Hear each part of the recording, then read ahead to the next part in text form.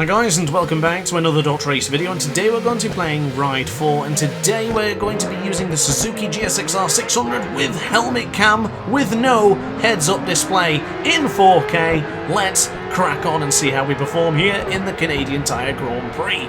So into the right-hand side we'll go, getting really close to the rear of a fellow Suzuki. This was a particular objective in career mode that was something to do with Japanese racers, Japanese bikes. So here we are, using them here today, and I absolutely love the colour scheme on this particular Suzuki, so I thought I'd give it a try. And discussing it last time, I was thinking about doing more helmet cam, but a suggestion from one of the aces last time in that particular video was to remove the heads-up display, or at least to remove the gearing, etc., and the revometer, whatever you call it, speedometer, in the bottom right-hand corner of the screen, and then you can have a better, more fluid feeling and a bit more immersive than what it was previously. So, not bad, to say the least, in my opinion. I think it looks absolutely bloody brilliant for me.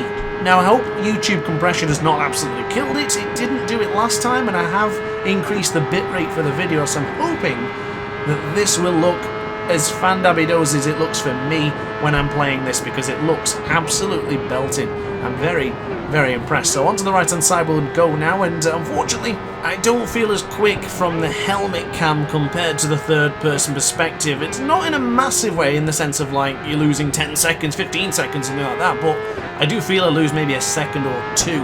I think because of the lack of the visibility, and of course just the feeling and the sensation is very different to the third-person perspective. And of course from the helmet cam you don't really see how wide the bike is maybe spinning out. So basically what I mean by that is maybe you're too eager on the acceleration and you can see the rear tyre just sort of skipping out a little bit. Maybe upon braking you're getting a bit out of shape and could be endoing a little bit. You do feel it, but it's not as prominent as it is in the third-person perspective. So I always feel a lot more aggressive from third-person compared to the helmet cam. But playing this in 4K and seeing the other rider, seeing the rain on the bubble there and just seeing the rain come down, it looks absolutely fantastic. And some strange things are going on with Ride 4 when I play it in 4K. If I reduce the settings, the game actually runs more sluggish, and if I just leave it on Ultra, it runs fine. Don't know why that is. If you are struggling to run Ride 4 in 4K, definitely give it a try. Of course, if you are aiming for 60 FPS, I can still get it with the 2080 Super and my Ryzen 9 5950X. But now onto the right-hand side once again. Still made no impression on the rider ahead of us, and unfortunately I can't give you a name for the rider ahead because unfortunately I turned that off as well. This is why I use a lot of these sort of things. So for example, from the corner names to remind me of some of the corners I'm not sure of. The riders' names as well, of course, I need that because, well, I don't know who it is ahead of me. So if it was MotoGP or something like that, I'd be able to tell, but here, not so much. So unfortunately, the rider ahead, who is on board a Suzuki as well, I do believe, is about a second, maybe half a second. Not entirely sure, but I will be honest, I'm not going full throttle here. I'm going like 80%. I'm just taking my time. I want to go for the perfect manoeuvre. If I can get it going into Moss, or maybe for the left-hander and the change of direction before the final corner, then yes, I'm super excited for that. So here we go then, going into Moss with the right-hand side. We are going to close up into the Suzuki. I do believe it is a Suzuki, just barely see it from the little preview window I've got open in Vegas, as we now bring on the power, bring on the acceleration as we go really close to the fellow Suzuki rider. Now I could literally just open the throttle fully and just dive past him, but I just don't see that being as fun. So I'm going to try and set it up for a good overtaking manoeuvre. So here we go then, onto the right-hand side, braking a little bit wider here to then get the cutback close to the apex to the right-hand side and chuck it to the left. You see that apex end for the rumble strip on your right-hand side. I do use a lot of the rumble strips to help me with where I'm going, and I went a little bit deep there, but it was still good. Maybe now as we start lap 3, I'm going to have to really consider bringing on a lot more power. So we have a few more laps to go in this 5-lap sprint here in Canadian Tire Grand Prix. I'm getting closer though to the rider ahead of us. The Suzuki is certainly purring nicely now as we go into the left-hand side. Braking a little bit later here to then get the cutback, but not quite. The AI was still very, very strong for that tighter inside line. So now on the right-hand side we'll go, keeping it tight to the apex, try and avoid touching the rumble strip, because you know how slippy it's going to be right now with this torrential rain coming down, or not quite torrential, but it's certainly very, very wet. So on the left-hand side we'll go now, keeping it to the left-hand side. Do we have a lunge going into Moss? It doesn't look like it's going to happen just yet, but we are on the precipice of making a lunge. Where? I don't know. I but it is going to come sooner or later, so continue to bring on the power, get into the slipstream of the rider ahead of us, and hopefully we can line him up. I'm just reducing the throttle ever so slightly because I don't want to just overtake him on the brakes. I want to overtake him on the brakes, I don't want to overtake him on the straight, is what I'm trying to say. So underneath the Canadian Tire Grand Prix sign, holding it to the right hand side, do we go round the outside? This will be a brave and bold manoeuvre. We're going to make it to stick, but it can't stick just yet.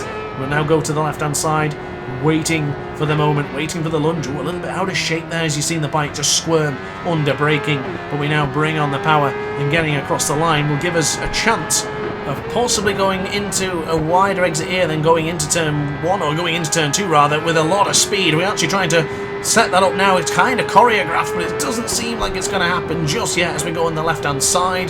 The Suzuki is holding firm, but our Suzuki's holding even firmer. We're still right there. Possible chance of a lunge around the outside here for the right hand side. It doesn't seem to be happening just yet. Onto the rear. Do we go for it in Moss? I would love to make the move into Moss. I do believe this is the final lap as well, ladies and gentlemen. So here we go, going into the left-hand side. I don't think we're going to be close enough. We're going to take a lunge and a half to get that done, but it's not going to happen. And Moss is going to get super close. Ooh, really close to the Suzuki ahead of us, but we'll now have the speed on the straight. If you want a guaranteed victory, bring on the power. I don't want to do that. You can see I only brought on the acceleration a little bit and we already flew past. I'm going to save it. Final corner if it has to be. Here we go then, ladies and gentlemen. Into the slipstream, going underneath the Canadian Tire sign. Do we go for it under the brakes here? I tell you what, the AI has done a good job as we go on the right-hand side. Keep it tight to the apex and hopefully get the change of direction like we did on the VTR that time. We've done it. Go on. Oh, it's beautiful. That's absolutely stunning. Up on the inside. Victory goes for DrAce on board the Suzuki, and victory goes in helmet cam without the heads-up display. I tell you what, that was a lot of fun. I may have to do this again and again because I really like the idea of the helmet cam without the hood. That gave us a totally different feeling, and there you go. Oh, I'm disappointed by that. No fastest lap, but it's not over yet. I want to see how that overtake looked from the third person perspective, because it looked good and it felt bloody brilliant. Let's see what it looked like from the third person perspective. So here we go then. We were really close to the other rider. We weren't giving it full acceleration, as you know.